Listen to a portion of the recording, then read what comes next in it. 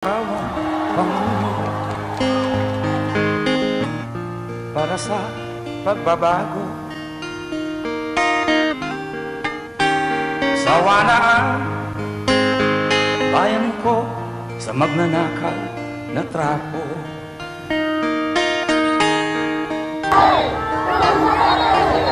Madilim na kahapon, ikaw ang mag-aahon. Sa piling mo, di ko mawawala ang korupsyon.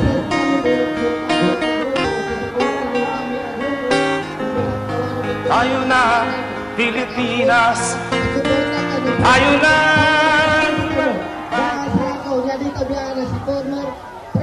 Mga kababayan at mga kapatid, breaking news po itong ibabalita po natin. Grabe ang mga pagtitipon ngayon ng mga nagmamahal kay Tatay Digong. Lalong-lalo na po dito sa Cebu at Northern Mindanao, dito sa Cotabato. Bilang pagsuporta po at pagtutol po nila dito sa pagbitbit kay Tatay Digong at dinala po nila doon sa ibang bansa na utos daw ito ng ICC na talagang ginawa ito ng Interpol at talagang nakikitaan po ito ng paglabag ng karapatan ni Tatay Digong bilang dating presidente po ng ating Pilipinas. So dito mga kababayan, nagkakatipon ang ating mga kababayan doon na isinisigaw na dapat daw ibalik itong si Tatay Digong dito sa Pilipinas. Kung meron mang nagawang kasalanan po ito, dapat dito po litisin sa ating hukuman. Bakit daw po dinala doon sa ibang bansa na parang nilabag ang karapatan ni Tatay Digong bilang isang Pilipino? At dito po parang lumalabas po na kinidnap po siya dahil po sa mga illegal na pamamaraan. At talagang parang nalabag daw ang soberanya ng Pilipinas, mga kababayan. Dahil po 2019 pa, ay wala na pong jurisdiction ang International Criminal Court. So ito po yung talagang pinoprotesta ng mga kababayan natin. At meron nakikitang illegal sa ginawang pagka-aresto kay Tatay Digong. So dito mga kababayan, itong nangyayaring ito, ipapakita ko sa inyo na hindi po tayo nagsasabi na wala po tayong ebidensya. Pakinggan po natin ito mga kababayan. Naku, hindi po kasi sila sumunod sa payo po ng pamamahala ng Iglesia ni Cristo. 'Di ba? Nagsagawa po ng rally ang pamamahala na sinamahan po ng napakaraming mga Pilipino, lalong-lalo na po ang mga kapatid sa Iglesia ni Cristo. Kasama rin po yung ibang mga reliyon dito na mahigit sa 10 million to 15 million sa buong bansa, mga kababayan. Sa Quirino Grandstand pa lang ay talagang pumapalo na po ng mahigit sa 3 million ito. Ngayon, ipapakita ko po mga kababayan, ito po ang naging resulta nang hindi nila pagsunod at binaliwala po nila ang payo ng pamamahala ng Iglesia ni Cristo na huwag ituloy ang impeachment. Pag ituloy ang impeachment, magkakaroon ng kaguluhan. Magkakaroon ng maraming mga pag-aklas. Ito na po mga kababayan, nakakagulat. Ipapakita ko sa inyo itong nangyayari ngayon.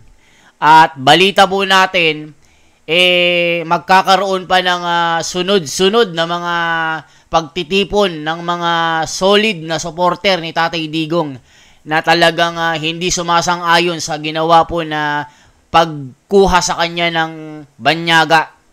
At talaga naman mga kababayan, bali-balita natin, marami talagang pag-aalsa na mangyayari. Libo-libong mga taga-Cotabato ang nagsagawa ng sarili nilang pagtitipon bilang pakikisimpatya at suporta sa inarestong si dating Pangulong Duterte.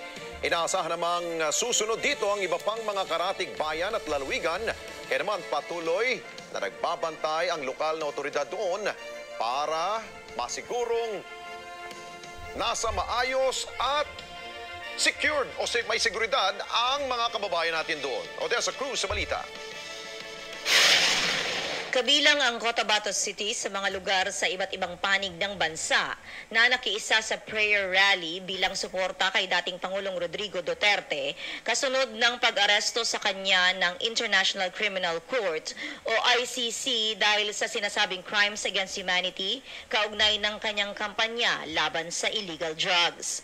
Libo-libong Bangsamoro at residente ng lungsod na nagmula sa iba't ibang sektor ng lipunan ang nagtipon sa City Plaza upang ipahayag ang kanilang saloobin hinggil sa umano'y di makatarungang pag-aresto sa dating presidente. Nakasuot ng puti at bitbit nila ang mga placard at tarpaulin na may mga mensaheng nananawagan ng hustisya para kay dating Pangulong Duterte at pagtutol sa aksyon ng ICC sa tulong ng kasalukuyang administrasyon. Ayan, nakita nyo mga kababayan, yung kanilang mensahe ay tinututulan po nila itong pagka-aresto ni Tatay Digong. Ayon na rin sa press con ni Pangulong Bongbong Marcos, kaya daw ibinigay si Tatay Digong sa Interpol at sa ICC dahil nag-issue na raw ito ng warrant of arrest. Ang sabi po ng Pangulong Bongbong Marcos, pag hindi daw ibinigay si Tatay Digong ay hindi na daw po makakatanggap ng alinmang tulong galing sa mga dayuhang bansa na kagaya po ng ICC na ito. Kaya ibinigay ang ating Pangulo kapalit ng mga tulong na ibibigay nila. Kaya daw po kinuha ng Interpol o may kaso po ang ating Pangulo sa International Criminal Court ay dahil po sa mga plataforma na ginawa ni Tatay Digong nung panahon niya, nung presidente pa siya, na talagang tinimbog lahat ang mga masasamang loob at mga kriminal. Kaya ito po, talagang nakikiisa ang taong bayan at nakikisimpatya dahil nakikita nila na labag sa batas ang ginawa ng ICC at Interpol na talagang sinang-ayunan ng ating gobyerno. Pakinggan pa natin mga kababayan. Grabe, nakakagimbal po ito. Kasi talagang balita po natin napakarami ng pag-aaklas ngayon. Ayon sa kanila, ang kampanya kontra droga ng dating Pangulo ay nagdulot ng positibong pagbabago sa kanilang komunidad at hindi nararapat na ituring na krimen laban sa sangkatauhan. Kinilala din ng mga Bangsamoro sa Cotabato City na ngayon ay sentro na ng BARM ang nagawa ng dating Pangulo para mabuo ang Bangsamoro Organic Law at magkaroon ng otonomiya ang mga mamamayang Bangsamoro. Ang ilang mga kabataan ay nag-ingay pa gamit ang kanilang mga motorsiklo para ipakita ang suporta kay FPRRD. Isinagawa nila ito pagkatapos ng kanilang tarawi o prayers after fast. Kagabi habang hinahanda naman sa Maynila ang proseso ng pagdala kay dating Pangulong Duterte sa Dahag para harapin ang kanyang kaso doon. Inaasahan naman ngayong gabi ang kapareho pang mga pagprotesta at prayer rallies sa mga kalapit na bayan ng Midsayap, Takurong, Kidapawan at Marawi kung saan makikiisa ang iba pang maliliit na bayan sa Central Mindanao. Ayan, nakikita nyo po mga kababayan, talagang yung halos na mga taong bayan sa Mindanao ay nag-aaklas na po para ipakita itong pagsuporta kay Tatay Digong. At si Tatay Digong po ay nasa Dubai po at si BP Sara ay papunta na rin po at si Pulong Duterte upang suportahan ang kanilang ama bilang kanilang tatay. At dito mga kababayan, at si Kitty Duterte at Baste Duterte talagang sumugod din sa Supreme Court upang magpetisyon dahil po labag di umano sa batas ng Pilipinas itong ginawang paghuli at pagdakip sa kanilang amain. Sumugod din yung mga legal counsel ni Tatay Digong para mag-ano ng habeas corpus na talagang nalabag ang karapatan ni Tatay Digong at ang soberanya ng ating bayan. Salamat po mga kababayan. Yan na lamang po ang ating bahagi. Sana po i-komento nyo po. I-komento nyo po ang mga opinion nyo sa mga isyong ito. Ito na po ang sinasabi natin. Ito po ang mensahe ng Iglesia ni Cristo na kung sinunod lang po ng ilang mambabatas ang payo ng pamamahala, wala sanang gulo na mangyayaring ganito.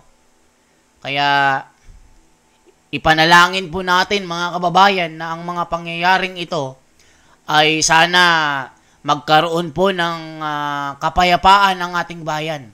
Ipanalangin po natin ang ating mga leader na sana po magkaroon ng matuwid at matinong kaisipan, na sana po magkaroon ng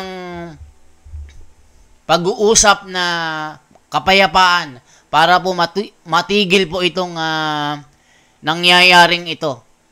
Kaya salamat po ng marami.